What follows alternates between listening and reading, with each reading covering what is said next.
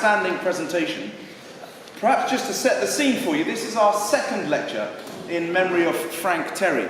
Frank was one of our most beloved members of staff. There are very few members of staff who over their time here have garnered such a reputation. And it's fitting, therefore, that one of our most exceptional former school captains is giving this lecture. Tom Pravda was school captain whilst I was a boy at school, and we all looked up to him. And it's great to be able to introduce him as a consequence. Almost, I put on my CV sharing a platform with him. Tom has had a remarkable career thus far with the Foreign and Commonwealth Office and has gained an incredible range of insights into complex international problems.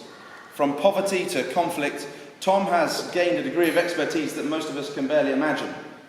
And Tom's here this afternoon specifically to talk to us about Syria. And talking to him just this afternoon, he's really hoping to find some challenging questions after his presentation. I said we've got a hall full of fine minds. I think I might have said young minds, but I take the young bit back now, because ORs, you are welcome too, to challenge Tom's presentation. He's promised to offer us nuance and complexity and try to bring together some of the threads that have made the Syrian conflict what it has become. And I hope that all of you will spend some time thinking for yourselves about the questions that you would like to ask Tom. You will never again, I suspect, have the opportunity to ask someone who is such an expert on such a mess questions. So Tom, we're delighted that you're here. We're very grateful for your time, as we are to the family of Frank Terry and to the ORs who've contributed to helping us organise this afternoon. And may I ask for a round of applause for Tom.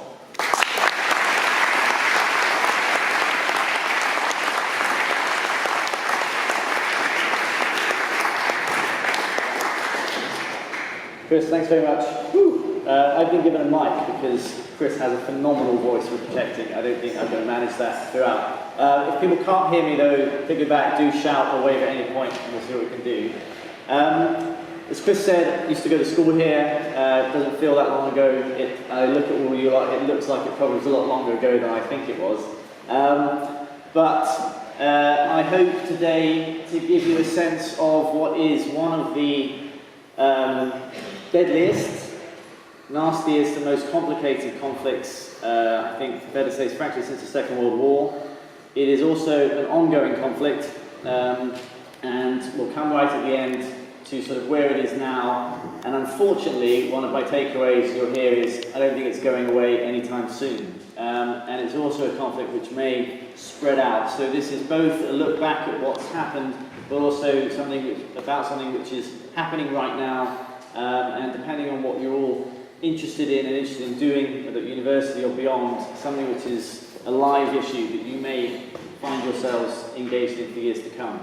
I won't go on right now. I've tried to simplify and boil this down, largely because I would love to get a chance to have some, as Chris mentioned, challenging and interesting, tough questions and have something of a discussion going. I know we've only got an hour.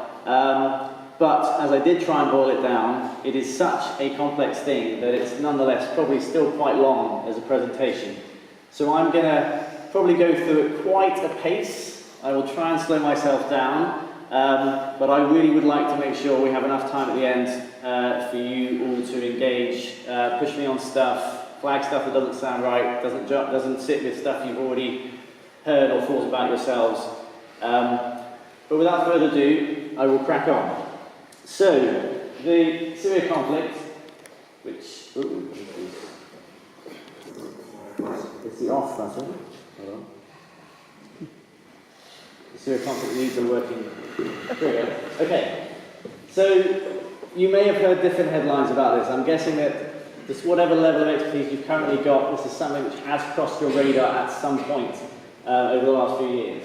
I think the sort of things that stand out, probably you may have heard up to about 500,000 people killed. That's killed, that's not just died because of consequences, actually killed directly by this conflict. The refugees, about 5 million of them coming out of the country. ISIS grabs a lot of headlines, I'll talk about that a bit more. Use of chemical weapons, something else that's really grabbed the headlines. They also have picked up a sense that this is possibly part of a new Cold War between the US and Russia. a fight between Iran and Saudi Arabia, a fight also between the Turks and the Kurds in Syria, and it all adds up to, as Chris said, one of the messiest situations, and taking all the humanitarian disaster as well, that many people, I think, seem to dismiss as just chaos. So what I'd like to try and do today is to get a bit behind the headlines. First of all, give you a sense of how we got where we are today, who's fighting and why are they fighting. In fact, at some level, this is a surprisingly simple conflict and gets buried in all the complexity. And actually, there have also been some quite clear phases to it over the last few years. I'll secondly then get on to a little bit about why the UK government has been so engaged in Syria and the sort of tough choices we've had to make, and that's what's made up my work for the last 4 years. And then finally, a sort of sense of where this might be going. As I said, this is actually stretching back 6 years now, but it's not over, and I think it's going to be with us for quite some time to come. So, quick background, a little bit of opportunity to show off if you want. Well, you know. First of all, I think it's healthy to remind ourselves Syria is not the other side of the world. In fact, it's really very close. It's on the Eastern Med, it's borders with Turkey, right next to Cyprus, next to Greece, and culturally, if you ever go to any of those places, it's very much part of Southeastern Europe. This is not a world away from where we are. So history, anyone know Syria was a colony of which country? Shout it out. France. Anyone know the name of the family who's been in charge as dictators? The Assads. Who was the founding Assad dictator? First name? Hafez. Yeah, Hafez Assad from 1971 to 2000 when he died. His son, who rules Syria now, his first name is Bashar. Does anyone know what he was trained as before he became a dictator? Dentist. Dentist. Ophthalmologist. Close. He's an eye doctor. And where was he based?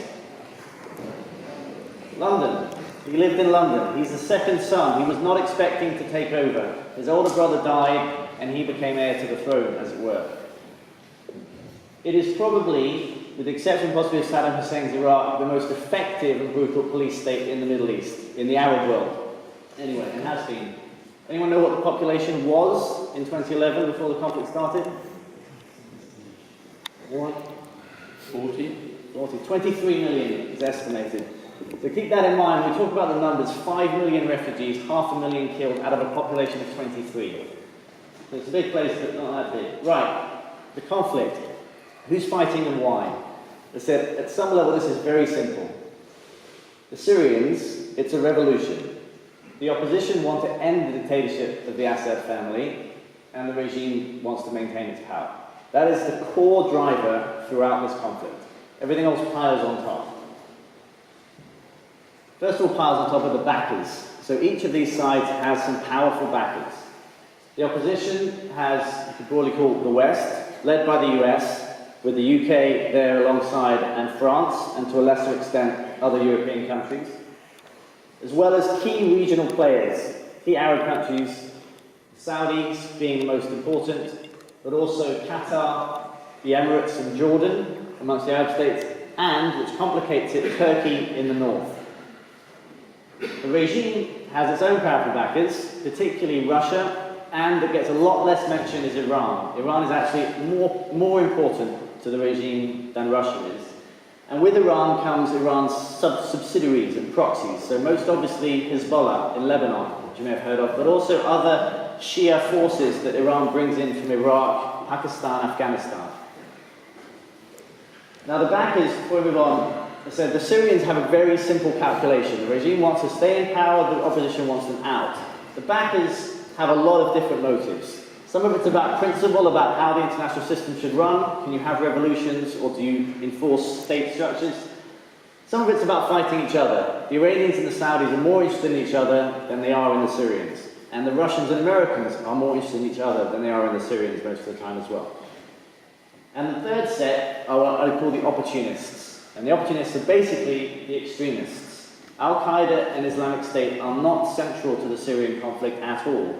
They have jumped in because it's been an opportunity for them to push their ideology. But they've grabbed a lot of the headlines.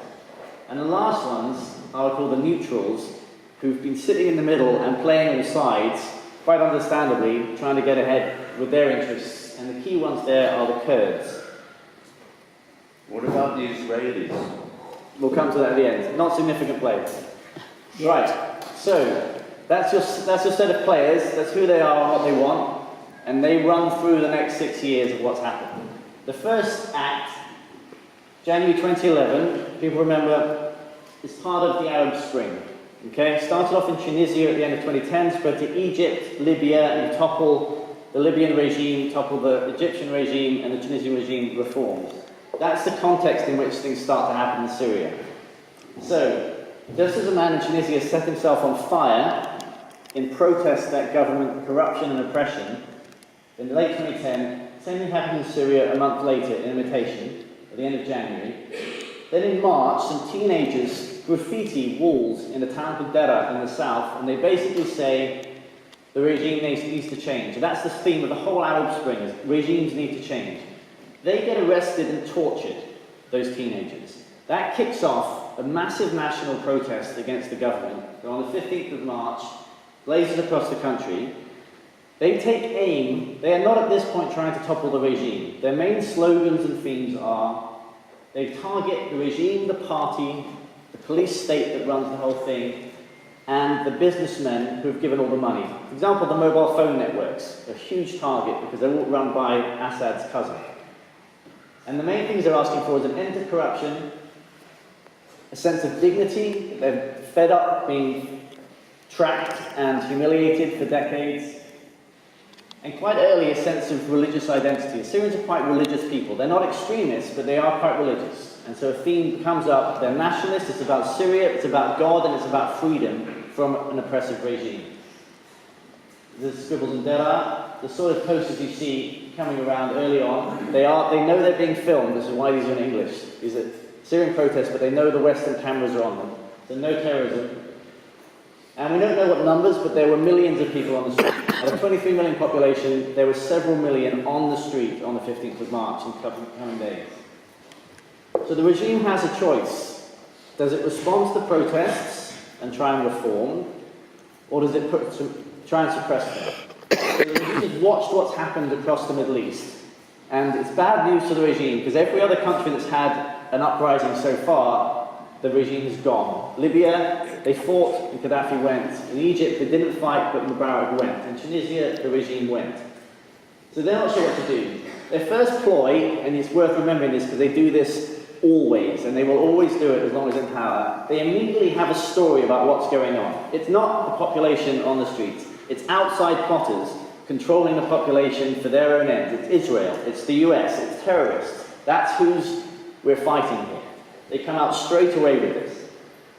The second thing they do is they do some concessions. So they say they're going to raise public sector salaries. They're going to slightly reduce the emergency law and people have a little more freedom to move around. But they're not serious reforms and no one believes them. And immediately they get a slogan back of, we don't want bread, we want dignity. And they've had enough of being bought off. So the movement has already gone a bit too far for this. And the other thing they do is they respond, as they've always responded in the past, with violence. They immediately deploy the military. They said they arrest and torture people, and they shoot on demonstrators. And then there gets a familiar pattern across the Middle East. You have a demonstration, the army kills people. Next day, 2 days later, as is custom in Islam, you bury the dead, you have a funeral, and then the army shoots at the funeral processions, and you kill more people. And these cycles start going on throughout the country. The first people were killed on the 18th of March. There were 4 of them. Martyrs are in there because, again, the opposition sees this as a revolution. And so people killed in the service of the revolution are considered martyrs. By August, the regime has arrested about 13,000 and maybe killed up to 2,000, we think. Numbers in all of this are inaccurate. Nobody's got those numbers for anything. Now, I put up Hafez again because there was this question of how would the regime react? And I think it's the sort of thing you might get in history lessons, but it's worth thinking about. This is a regime that has got in power through force and has maintained itself through force always. So there's a question of whether there was really a choice. Could it really have reformed itself?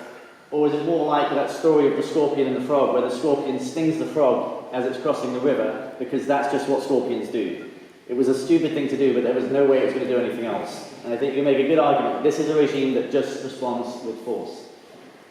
So that's the first few months of the uprising. By the summer of 2011, you start to move into a different phase. So it moves from protest to an armed insurgency. And the armed insurgency is built around defectors from the Syrian military. These are not outsiders who come in. This is Syrians, generals and commanders and rank-and-file soldiers who defect en masse in the army. It starts in June, where a bunch of army guys refuse to shoot on civilians as they're commanded, and in fact, then go and join the civilian protests and attack the army headquarters.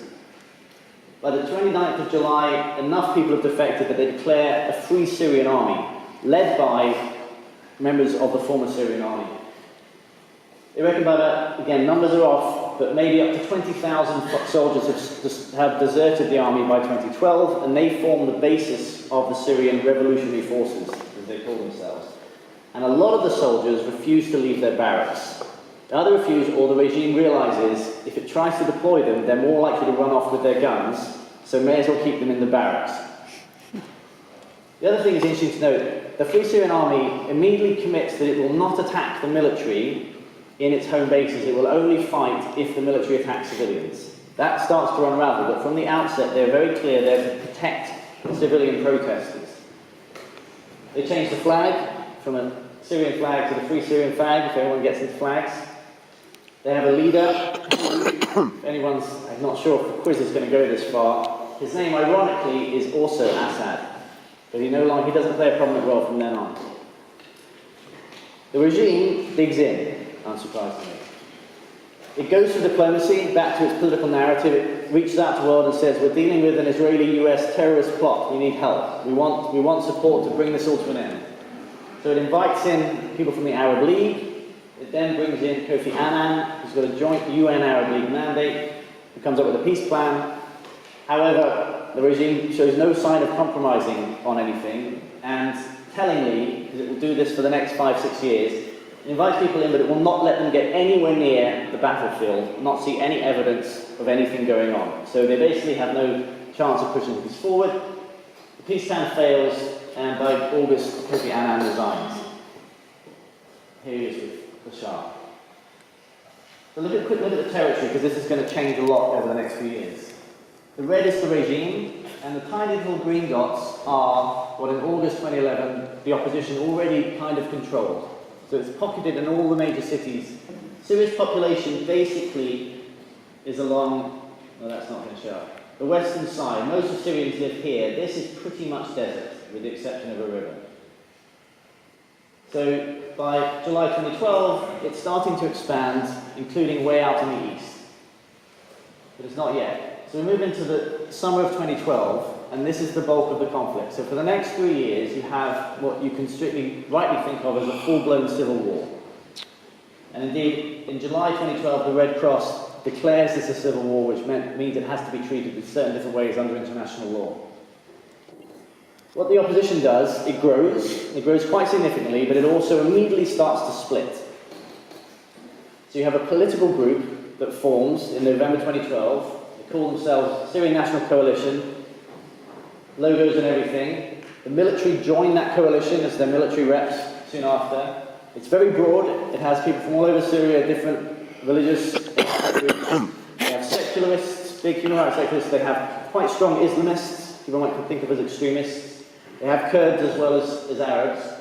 They create an interim government that runs the areas of the country they control. They have schools, they have police services, courts.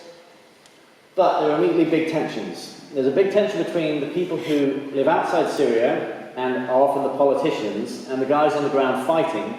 Politicians get all the exposure, get a lot of money, they get to go to nice hotels in Istanbul and London and New York, and the guys on the ground get blown up and fight.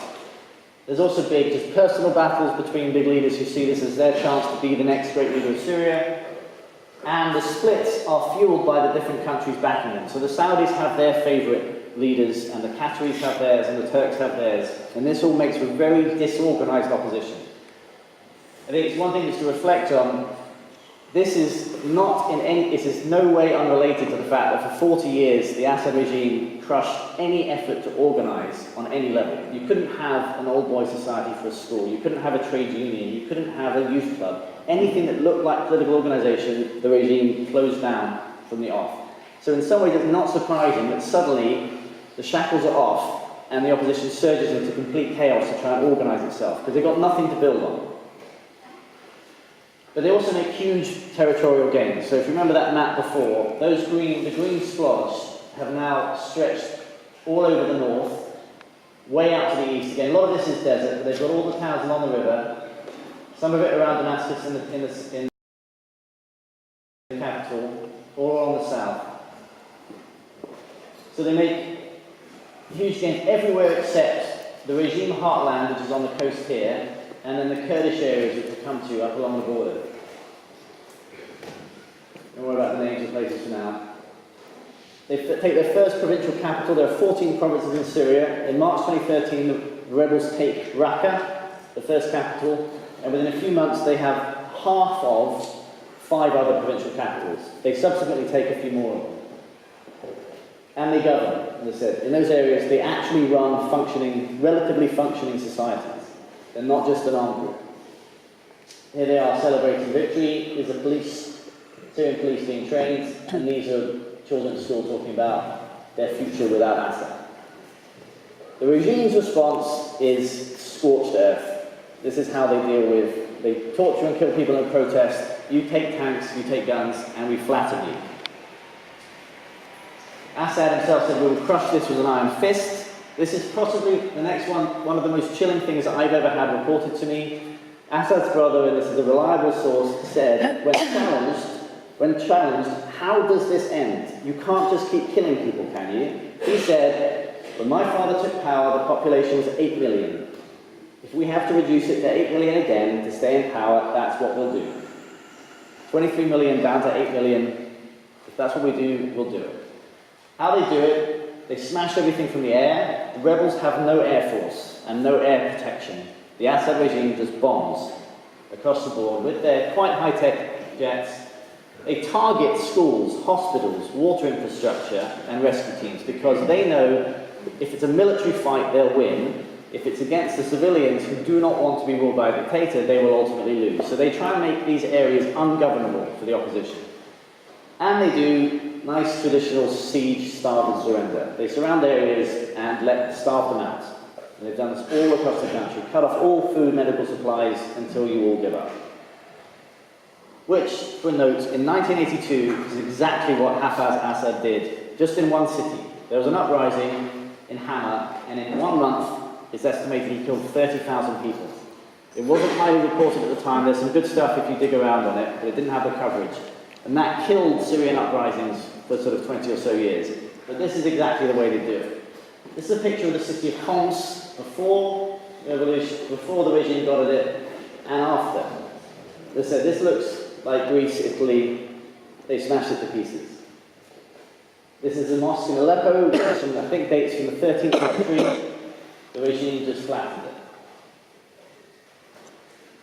You may also remember this is a period where they went as far as using chemical weapons. We've documented they used them dozens of times. They're still using chemical weapons on a small scale. The most dramatic one you may remember in 2013, they killed somewhere between 300 and 1,800 people in one night using sarin. This is what has driven the big humanitarian crisis. It's very simple. Scorched earth, you get humanitarian crisis. 13 million Syrians of a population of 22, 23 have fled their homes, so over half. That's right. Think about that. 32 million people in this country having to leave where they live. Of those, 6 million left Syria entirely. Most of them have gone to Lebanon, Turkey and Jordan. A few went to Egypt and Iraq, and quite a lot came over on boats to Europe, as you remember. A lot of whom went to Germany. 12 million Syrians now need humanitarian assistance, food, water, shelter, etc. 4.5 million were basically blocked off by the regime because of the fighting, and about 500,000 were in towns completely besieged, where no aid agency could ever get in. The international community spends a lot of money on humanitarian aid. The UK spends about £2.3 million, there's an M missing there, today, on humanitarian aid. One of the famous pictures you may have seen of people crowding to get into a feeding station. This one across the road. This is Zaatari in Jordan, an enormous refugee camp where up to about 200,000 Syrians have been living for the last 5 years. This is when the extremists jump into the mix. So we've got a fight between the regime and the opposition, and the extremists see an opportunity. Al-Qaeda, of bin Laden fame in Afghanistan, Pakistan base, starts to infiltrate Syria very early on. It splits into two groups, one called the Nusra Front, which stays loyal to Al-Qaeda. It's officially Al-Qaeda in Syria, their franchise, and the other is ISIS. They were part of Al-Qaeda, the leaders had a fight, ISIS goes its own ways. This is where the foreign fighters all come in. They all come in to join these groups. They come in from all over the world, including the UK. Most of them come from the Arab world, in fact North Africa, but an awful lot of Europeans go out to fight with Nusra or ISIS or other splinter groups. Now, this again gets underreported. The people who ISIS fought, certainly from the beginning, are the opposition, not the regime. The opposition and ISIS fight each other. ISIS comes in from the east and kicks the opposition out of the eastern territories and takes Raqqa very quickly from it. On the other hand, the opposition crushes ISIS all over western Syria and drives them back away from the sort of population areas in March 2014. But that's when ISIS goes crazy in Iraq, as you may remember, spreads across most of the country and seizes huge amounts of weapons and huge amounts of money, billions and billions of dollars, and the latest US military technology that was given to the Iraqi army. ISIS takes this and surges back into Syria with it. Here they are parading around in Raqqa, you may have seen. That black splodge is the territory they've controlled. It's worth bearing in mind, most of that is desert. So it looks big on a map, it's actually a lot less significant than it looks. That's crossing both Iraq and Syria. The other people, just keep bearing in mind, because they come up a bit later, are the Kurds. So throughout this, the Kurds cut a deal with the regime that says, we'll stay out of your fight with the opposition, basically, if you leave us alone. So they do that, and in exchange, the regime says, fine, but you have to keep poking the opposition where we tell you to. And so the Kurds and the opposition start fighting as well. And these are Kurdish fighters who, again, see around.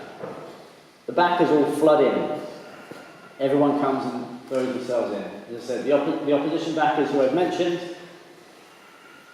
it's worth bearing in mind, the backers have never thought they could win an outright military victory. It wasn't that the opposition was going to kick the regime out of Damascus. The idea was that the opposition is militarily strong enough that the regime has to negotiate a settlement, that it knows it will not win. So to do that, provides a lot of military support, a lot of weapons, equipment, ammunition, intelligence, and pays salaries of fighters. About $2 billion a year goes in across the borders from Turkey and Jordan. So it's not a coincidence the opposition is strong in the north and strong in the south. So that's where their backers support them. But it doesn't put anyone inside Syria. They don't have Turkish, Jordanian, US, other fighters inside Syria fighting the regime. And it will not provide anti-aircraft weapons, which is the big sticking point, because the regime has the aircraft. The reason for that is because it's worried that it'll end up in the hands of Al-Qaeda, and Al-Qaeda will shoot down some passenger jets. But it means the opposition is quite weak, always. But also, all the backers provide assistance for the governance of these areas, to run schools, to run fire brigades, the white helmets, which you may have heard of, and it helps it politically.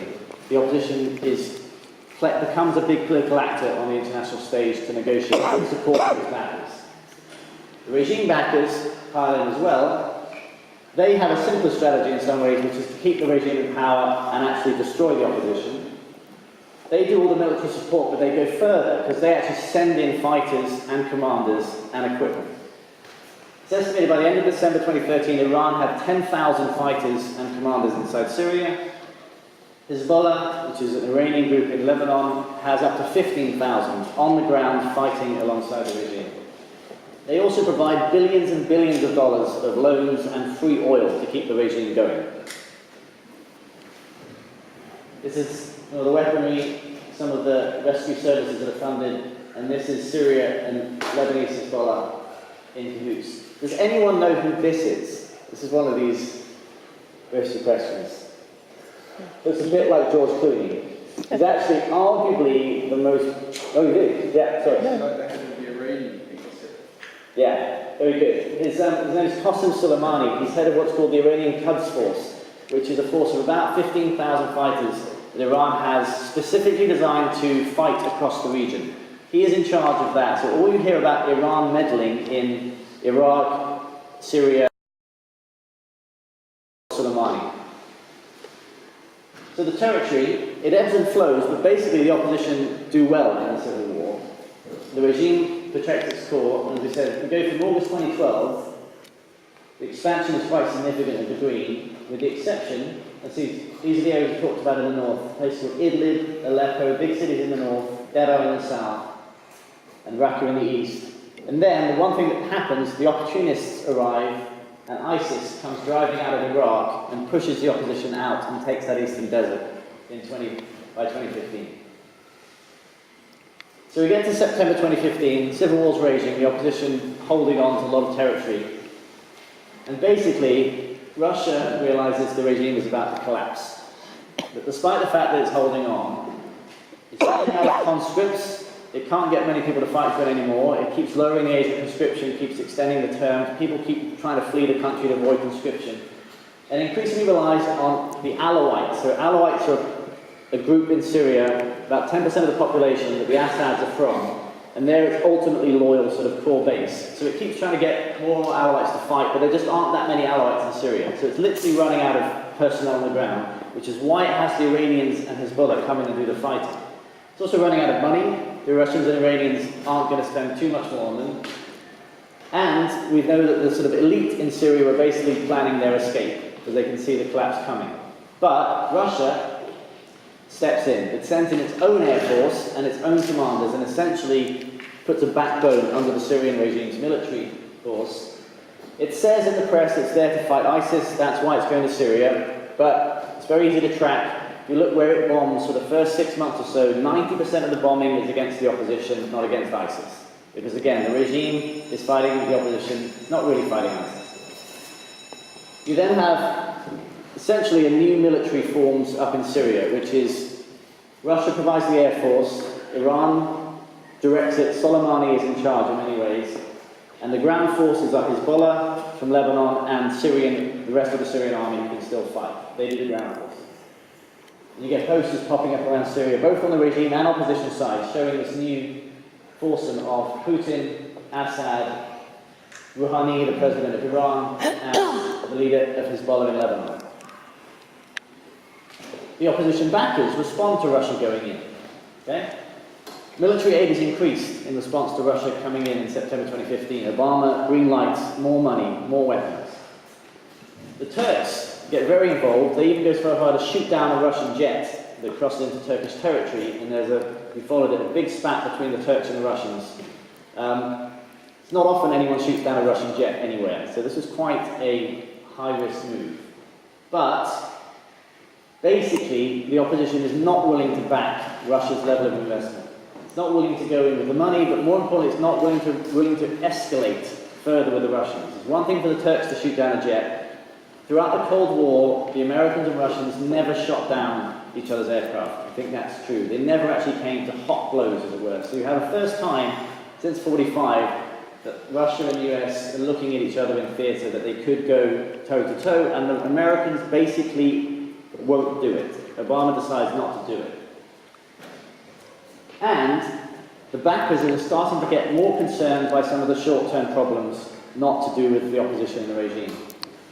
The Turks are more and more worried about the Kurds in the north. So Turkey has a big Kurdish population in its east, and if people follow this, a lot of agitation amongst Kurds to have an independent state. So Turkey, it's essentially like the IRA in Ireland was for the UK going back. The Kurds are the Turks' big problem, and always have been. And so the Kurds are getting powerful enough that the Turks are starting to worry that the Syria crisis is going to turn into a Turkish war with the Kurds. So the Turks make a deal with the Russians. The Turks say that they'll back off from the opposition if the Russians help them smash up the Kurds a bit. So Russia buys off Turkey a bit, and the Americans, and to be fair, the UK and others, are increasingly worried about ISIS and Al-Qaeda in Syria because of our foreign fighters and our domestic terrorist threat. And the problem is, we're not going to cut a deal with the regime, but if Russia wanted to, they could basically stop US and UK aircraft flying in Syrian airspace. They could just put a protected zone over it. So there's a worry that our efforts to deal with ISIS will be blocked if we provoke the Russians too much. So the back is essentially step up, but basically back off. And what you have to get is Aleppo, which is Syria's biggest city. It's not the capital, but it's the biggest city, and the opposition has controlled half of it from throughout the civil war. Aleppo falls under Russian regime and Iranian Hezbollah advances at the end of December 2016. And that, in many ways, ends the idea that the opposition can hold on to enough territory to force the regime into negotiations.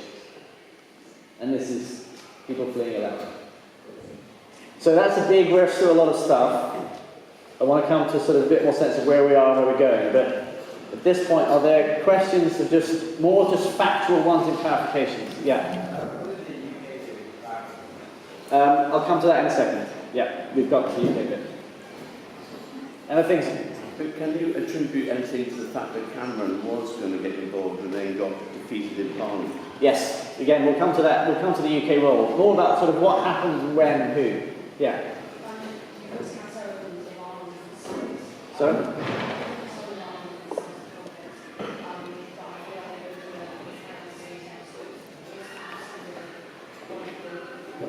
It's a good question. Qatar and Iran were absolutely on different sides of this, and are basically on different sides. Qatar, next to Saudi Arabia, an Arab country, very much sort of in the Arab fold in the Middle East. Iran, Persian and Shia Muslim, very much antagonistic with them. The recent spat, the Saudis, however, have a spat with the Qataris about lots of things. And this thing, recently the Saudis accused the Qataris of funding terrorist groups. There's an irony there, which is, of course, that Al-Qaeda is originally, in some ways, a Saudi group, has links to the Saudi family. So Saudi Arabia was kind of accusing, kind of the pot calling the kettle black. And they also accused Qatar of collaborating with Iran, which is pretty dodgy as well. It's much more to do with Qatar-Saudi internal spat, but Qatar is firmly on the opposite side from Iran. Yeah? Sorry, can you speak up?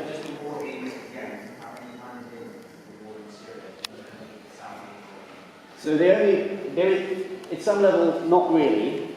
There is a link in the sense that the war in Yemen is basically, again, a proxy war between Saudi Arabia and Iran. And Iranians there's a similar dynamic of Yemenis wanting to get rid of their own leaders, and the Iranians backing one side and the Saudis backing the other. So it's linked in that sense, but there's no direct link between Syria and Yemen. Yeah?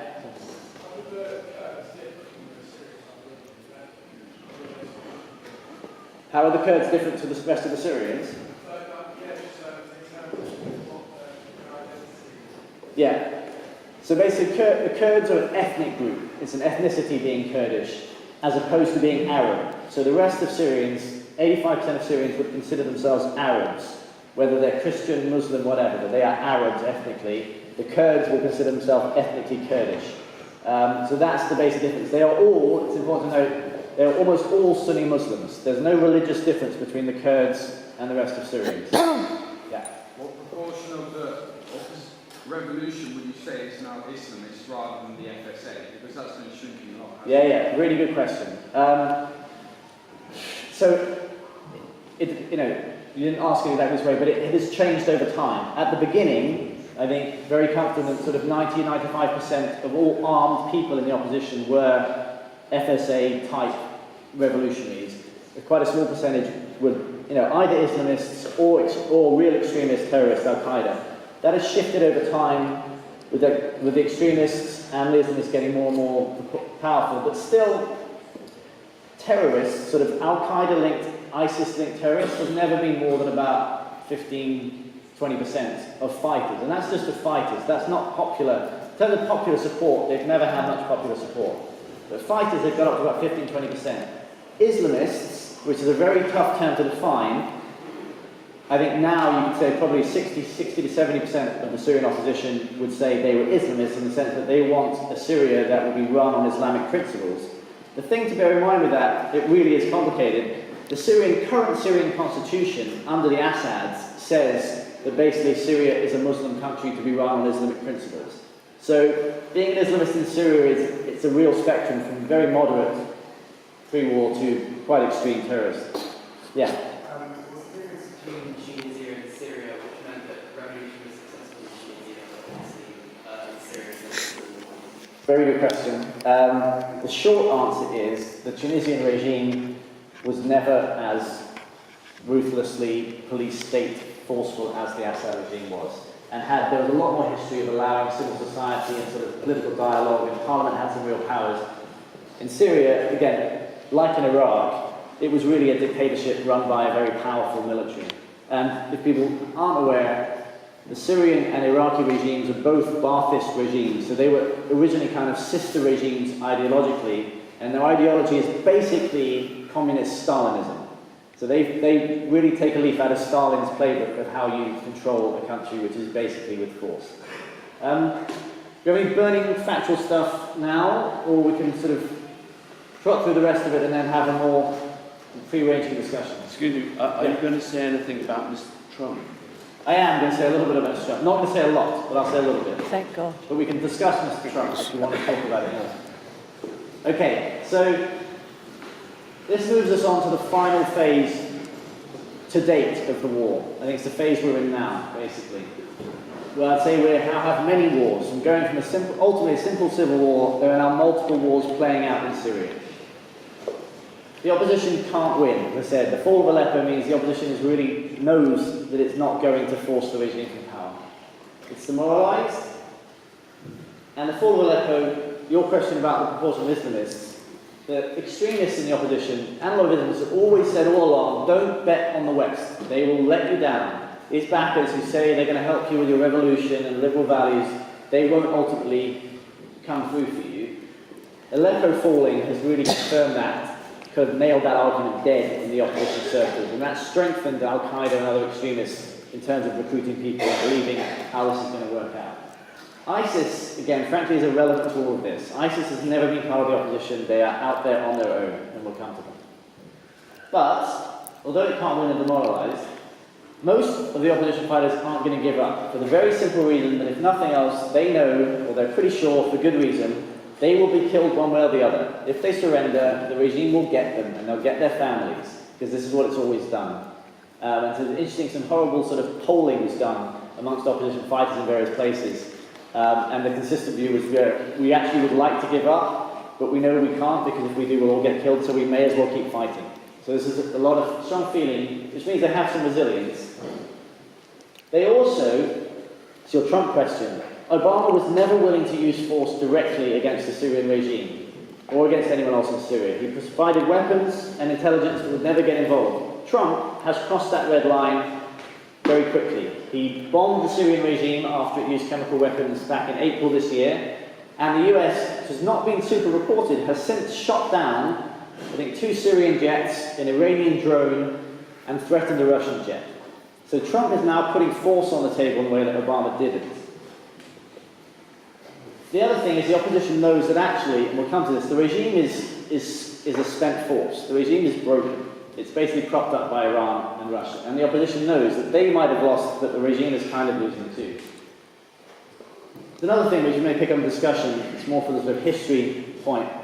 But psychologically and practically, the opposition has actually shown for the first time in anyone's living memory really in Syria that they don't need the Assad regime to function.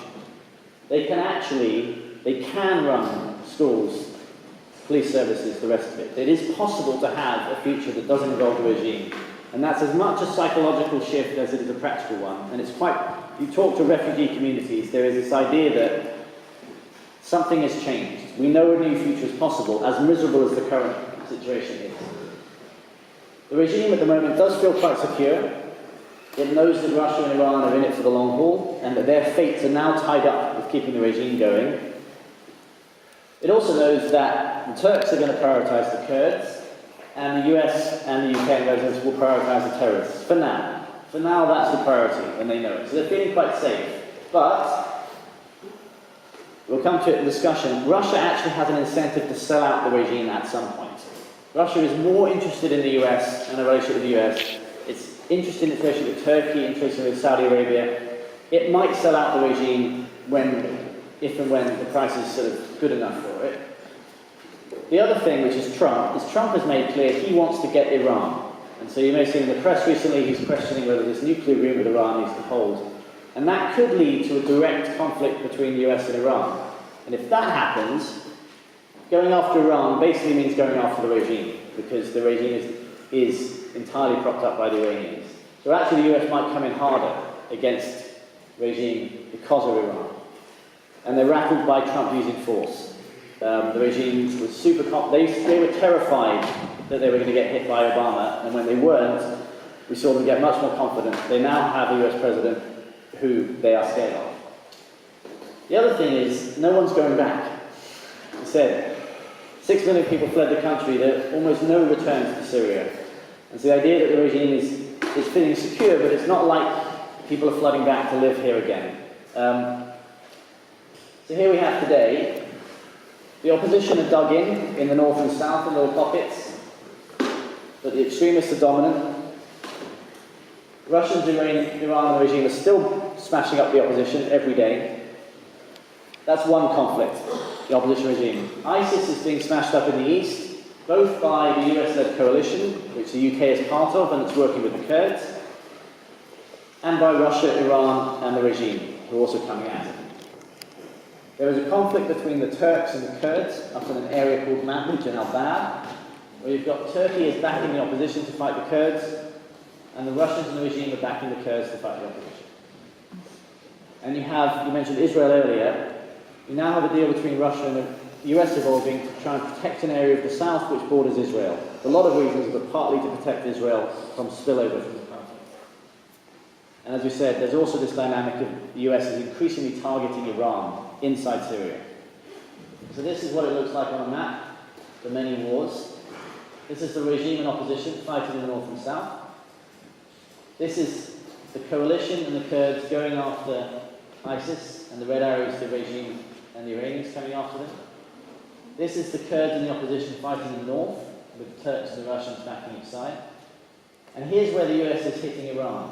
The US both the US and Iran want to control the border crossings with Iraq. So there's quite a lot of, this is where the jets have been shot down and the Iranian drones have been shot down.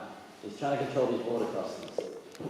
And here's where the US and Russia are protecting a zone which is next to Israel, which is here. You mentioned the UK government.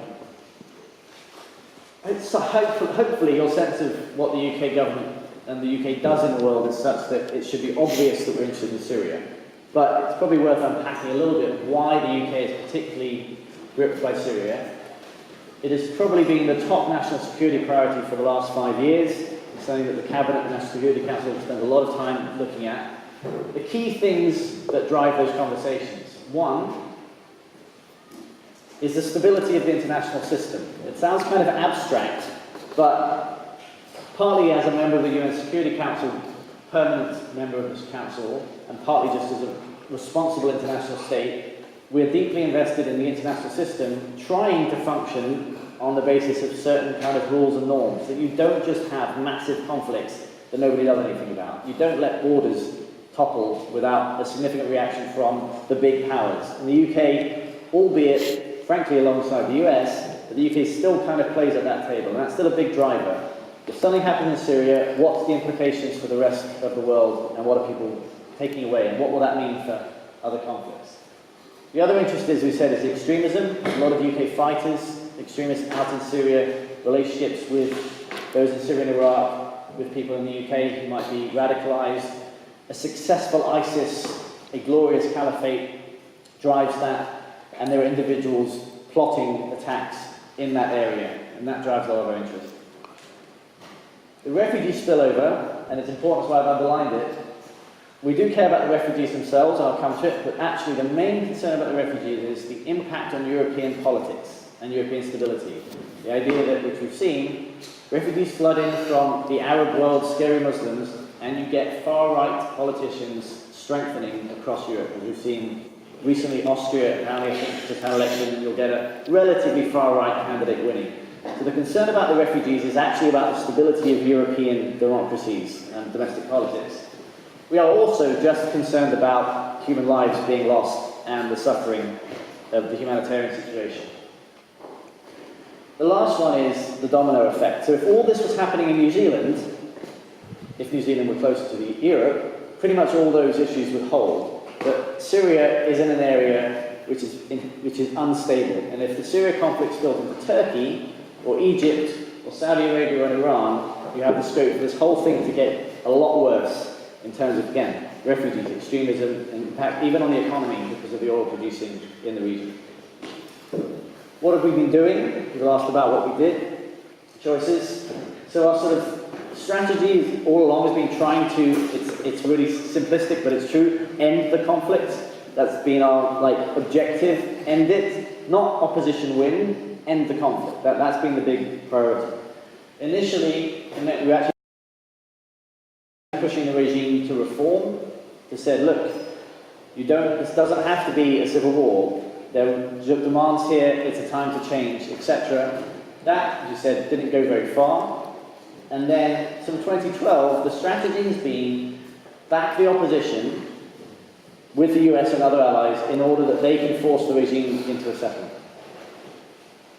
The question of how much support should we give is a big one, it's always been there.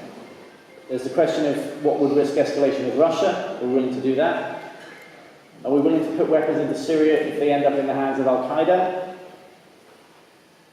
We were willing to put money into schools and police services and the rest of it, as I said, to govern opposition areas. That's kind of easy. That's good in the long term. You're supporting Syrians to actually govern themselves. But if you're being smashed up on the ground, you may not get to the long term. Another question we always had was, should we focus on the regime or should we focus on ISIS and the extremists? It's actually always been quite easy as a decision. It gets a lot of play in the press and a few people come out, but actually around the cabinet table and with the US allies and everyone involved, it's actually always been quite a simple answer, which is, we always knew that the regime is the reason for ISIS being there in the first place. I think John Kerry called the regime the ISIS's #1 recruiting sergeant. And let's to break that down, it's quite concrete, we know. First of all, they made a choice right from the beginning. We have on the record stuff from them, or rather, we know they've said it, that they said the way we'll win this conflict is we will make the opposition look like terrorists, and we will make them terrorists. We will then get the rest of the world on our side, and they will say, if it's a choice between Al-Qaeda or ISIS and the Assad regime, we'll all back the Assad regime. It was a very conscious choice. They're very smart, the regime. They had this decision in 2011, and they followed it through. They said they actually have links with Al-Qaeda going back to 2003, where they helped them in Iraq when the US and UK were there. First of all, they released lots of prisoners. They released extremists from the jails in 2011 and 2012, people they know were Al-Qaeda operatives that they had from the Iraq days. They systematically bombed the opposition and left ISIS alone. So there's amazing photographs of when the opposition was in charge of Raqqa, it got flattened. The day ISIS took over, the regime stopped bombing it. Because again, they've always wanted to be fighting terrorists and not a bunch of Syrian civilians. The other thing is, like the undocumented, they buy lots of oil and gas from ISIS. Always have done. ISIS takes oil and gas fields, pumps it into Damascus, and the regime buys it, so it keeps funding the terrorist network. So there was never a choice of, do you get rid of Assad or the regime? You're not going to settle this without dealing with both of them. I think I'm going to skip this one because of time. This was about how people have been trying to negotiate a political settlement, and the short answer is, it hasn't worked. That was a meeting I was actually at, just to have a shot, and this is the sort of feeling you get from John Kerry, who tried harder than anyone to negotiate a settlement to the crisis. The reason why it didn't work, I think, is very simple, and people mentioned the David Cameron decision.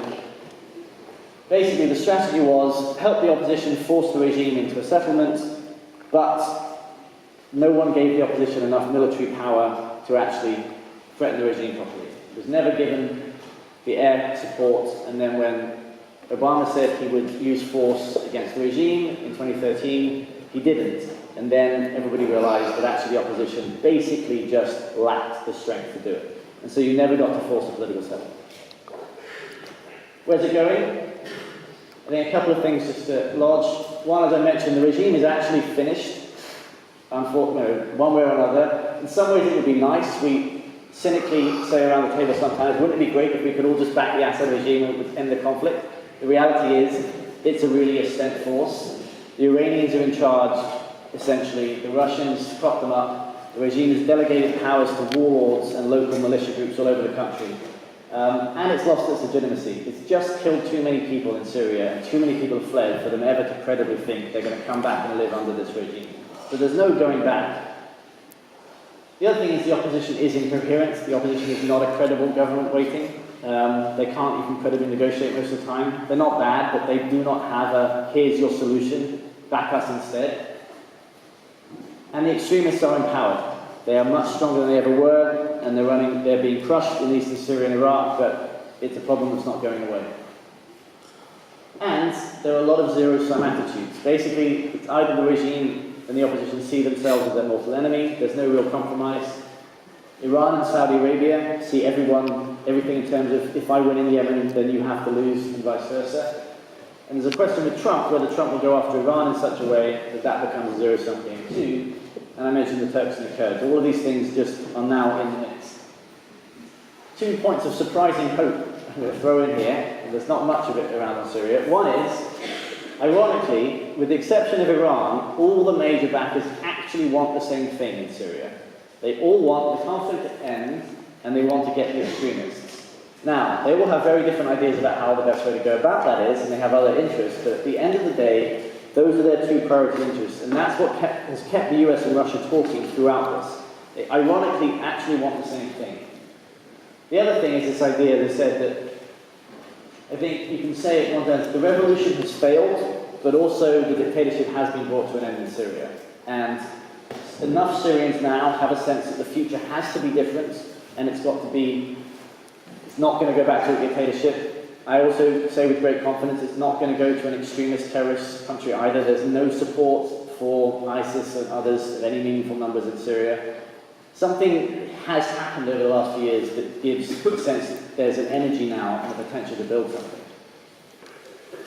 So what does the future look like? First of all, I think we're at least 10 years away from this thing finishing. It's gloomy, come back and do this again in a few years' time. I think we said there'll be new drivers. The regime could collapse internally, you have a fight between the Russians and the Iranians and between the warlords. That can easily happen. The opposition, I think the original opposition is basically finished in its form, but the extremists could build a brand. Al-Qaeda's been very smart about winning popularity in Syria. It's much more moderate than ISIS. It doesn't force people to do things. It builds schools and is slowly building a support base. Al-Qaeda in Syria could become quite a thing in the future. And I think there's a chance that a new opposition emerges from other civil society groups that I talked about. The other thing is that you could see a wider US-Iran conflict in the region, in which case the Syria conflict will get subsumed into that. And you could see a wider Kurdish conflict. I know people have seen in the news today, Iraq has sent tanks into an area of Iraq, a place called Kirkuk, against the Kurds. So you've already got a Turkish-Kurdish fight going on, you're going to have an Iraqi-Kurdish fight probably coming up, and that could start again, taking over Syria. To end on a cheerful note, but also just a reminder of actually how simple in some ways this conflict is. These are stats from the Syrian Network of Human Rights of the civilians killed. Not the total number of people, but civilians killed in the conflict, and who killed them. And as you can see, it's very clear the vast majority of civilians in the conflict have been killed by the regime. ISIS, who gets bad press for very good reasons, they have no love for ISIS, have killed relatively few. They said everyone else pales in comparison to, that's what you get if your approach to dealing with people saying we want political reform is basically to flatten everywhere. Then that's what the regime has done.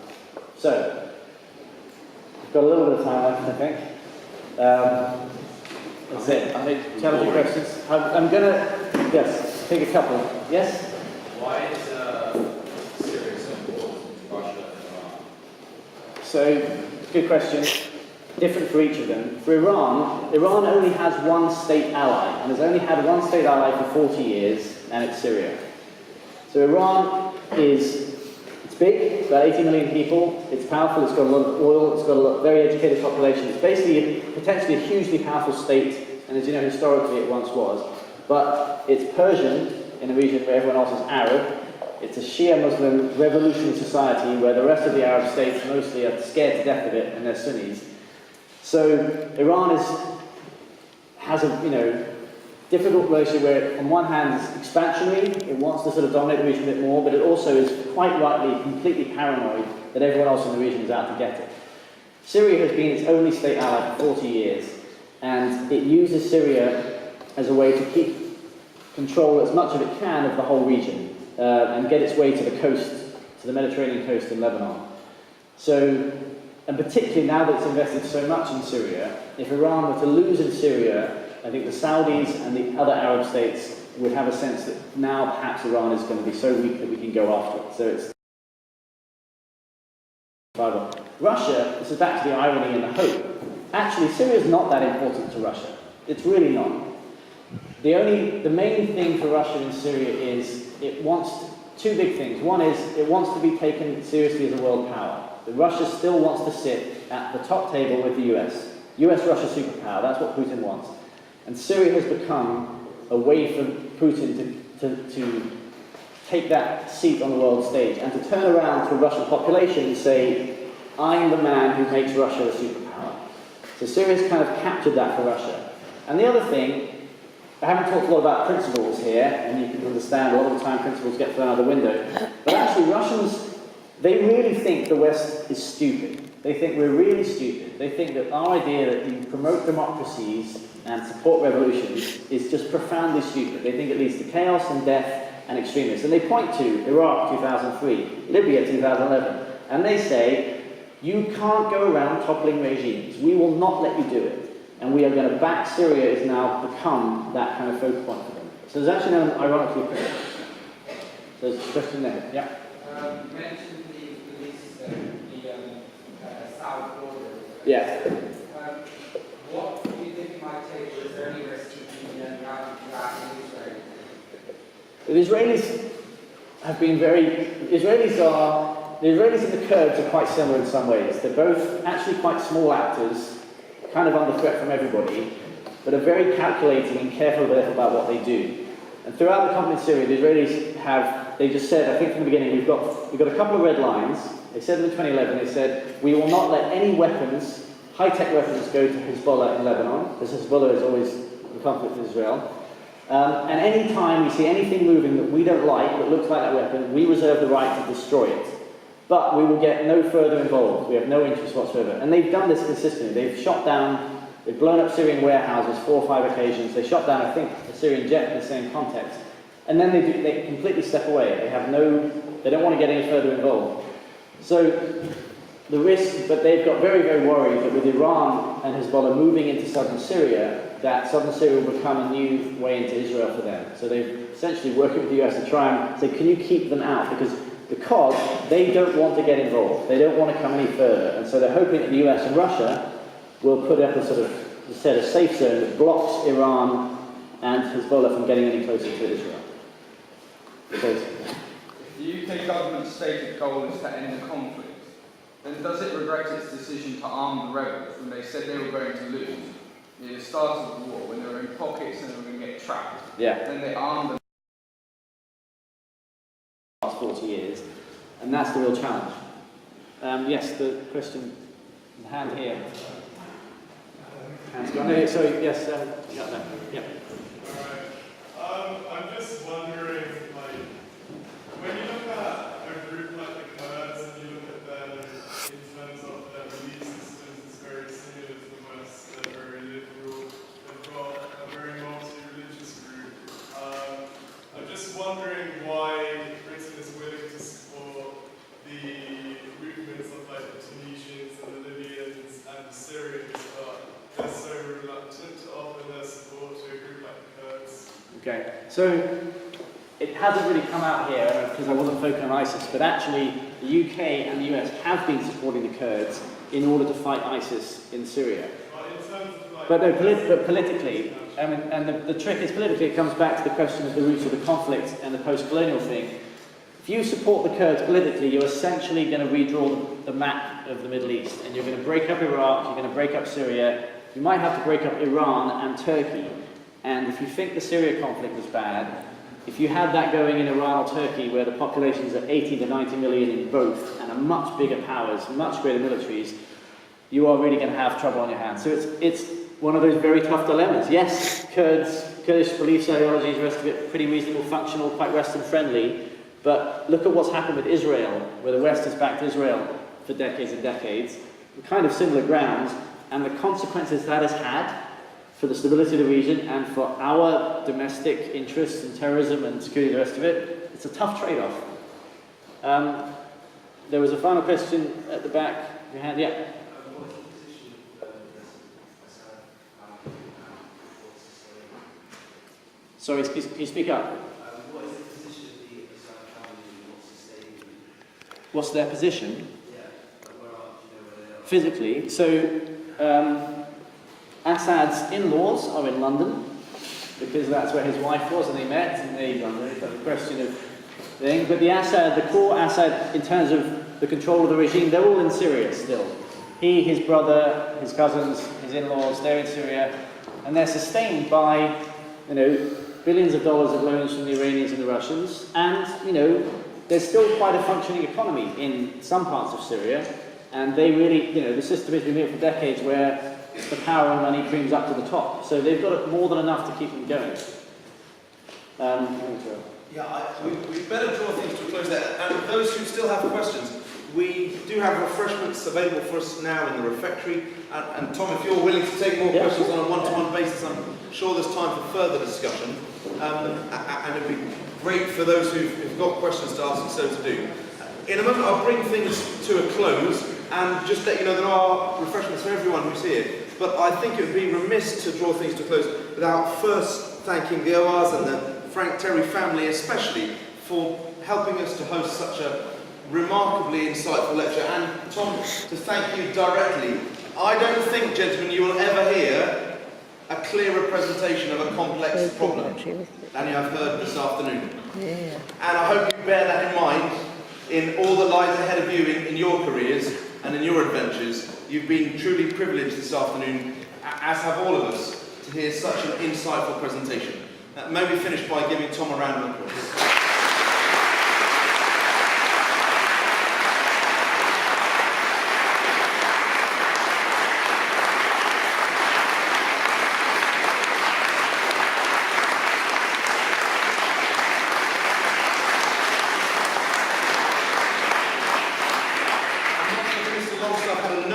Before we head out through the doors.